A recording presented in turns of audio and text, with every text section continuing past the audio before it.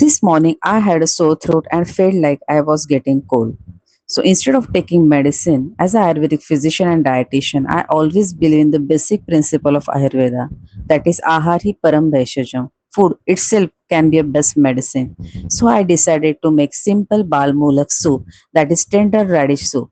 Radish in Ayurveda is described as a supporting respiratory health issues like cold, cough, throat irritation, breathing discomfort like asthma.